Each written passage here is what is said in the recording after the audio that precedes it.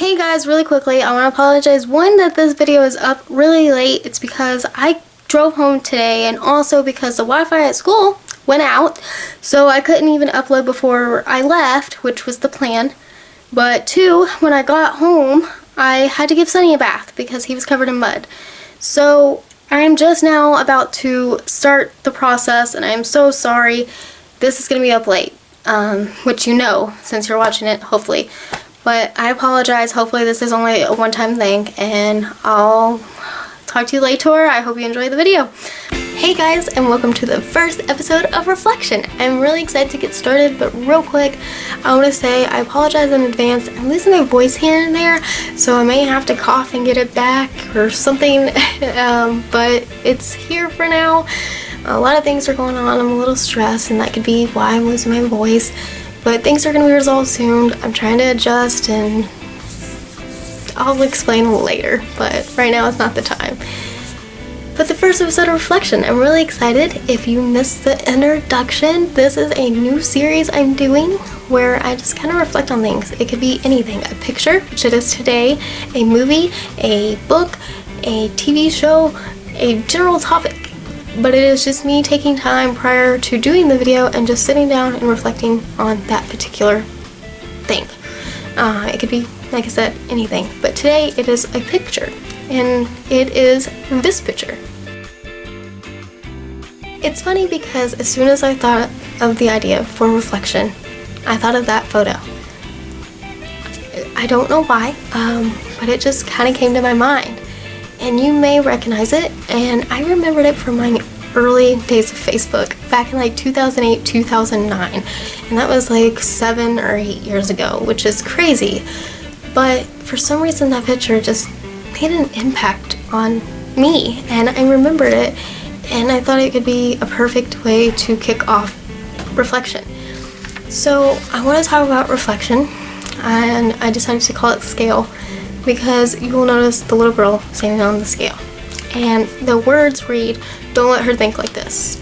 And that is so powerful, because you notice her standing on the scale and holding her belly. I'm not a parent, and I want to be one day. But even though I'm not a parent, I've been around kids enough to know we truly affect kids. Everything we say, everything we do, they are absorbing. They're like little sponges. And you'll notice the little girl in this picture is in a diaper. So, I mean, she's still little. And yet, she's standing on a scale, holding her belly. And they absorb so much. And, it's like when a little 2-year-old mocks you and you're just like, what? You don't know what you're saying, but they repeat it because you've said it. So I have notes because that's part of the reflection process, is I sit down and take notes on how I feel and all that. So I probably will look down to see what I wrote because I want to make sure I hit everything that I reflected on. Like I said, even though I'm not a parent, I know that adults who are around children deeply have an impact on young children's view on things. If we're going to be around children, we need to watch what we say. I know that's so hard sometimes. I mean, like, okay, here's the thing. If they're like under 1, they can't really repeat you, but they're still absorbing things. It's weird. And, I'm not saying, oh, watch everything you say, but you gotta think sometimes. And I know that's kind of hard because sometimes we are putting ourselves down. And we don't realize that when we put ourselves down when we're around kids, they're taking that in. So you could be around a kid and say, oh my gosh, talking to another adult, not even necessarily to the child, and be like, I'm so fat. What else did I write? Oh, my hands look funny. Glasses suck. Like if you're wearing glasses, different things. It won't take that long until a kid wearing glasses that you may have been around thinks their glasses suck and they won't want to wear them. And I've always thought, how I can, I don't want to say censor myself because I'm not a cusser, but in a sense, censor myself around kids. Like, I won't say, like, oh, that sucks around kids. I'll say, oh, that stinks, because because I don't want to hear a kid say that sucks, and I especially don't want them to hear that from me and pick it up and be like, oh, Miss Carrie said that, so I can too, right? Because like a little thing that's not even like talking, I used to always wear, not today, a hair tie around my wrist because it's just convenient. A lot of a lot of girls do it. It's just something we do. But one day, leaving, a little girl at church, she was only, I think, 2 at the time. She was walking out and she had one on her wrist going, and her mom's like, where did you even learn that? And I'm just like, sorry. And it wasn't a big deal, but it was just crazy because she picked up on me doing that even at 2. And it's just, you know, we gotta watch. You know, we don't want a little kid to put a hair tie on their wrist because, you know, they have little wrist, and it's crazy. But you'll hear kids start to say negative things, and it's very heartbreaking to hear a child think they're fat or think that they're not good enough, that their hands look funny or something, just because, you know, they hear you say it over and over. Sorry, my view is beautiful right now and I kind of got sidetracked, but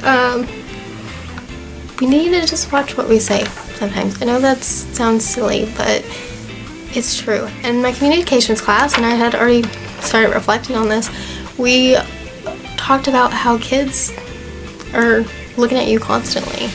I'm going to be a teacher. My profession is to be around children, and I have to make sure that, you know, I don't say anything that can be interpreted wrong, and it's actually a really scary thing. I realized that, you know, even if somebody sneezes and I were to say, God bless you, that could be, you know, wrong because, you know, maybe that child's parents have made them believe that God is not real, or so I have to, you know, censor. I'd never say God bless you, but I'm just using that as an example. But I always say bless you.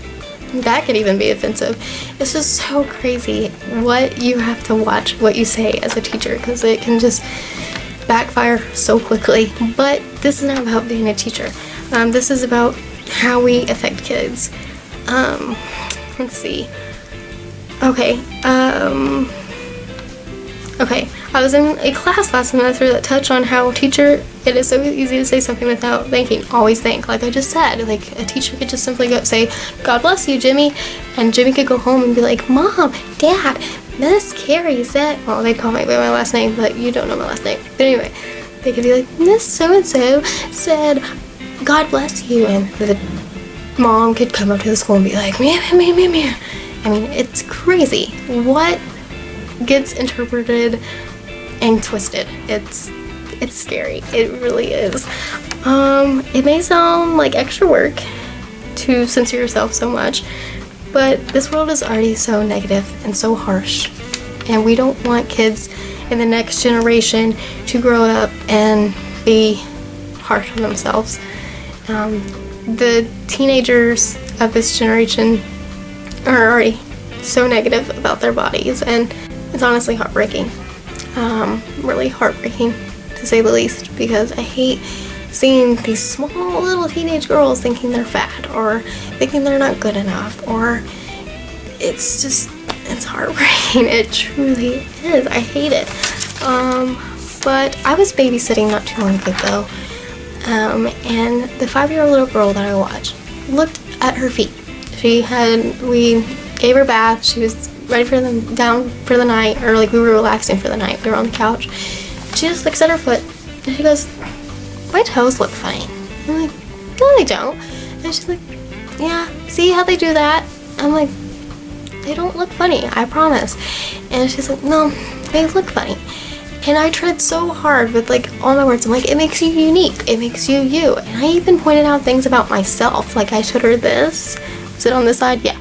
This. And I showed her that my fingers aren't completely straight. I mean, I showed her multiple things that, you know, could be funny about me.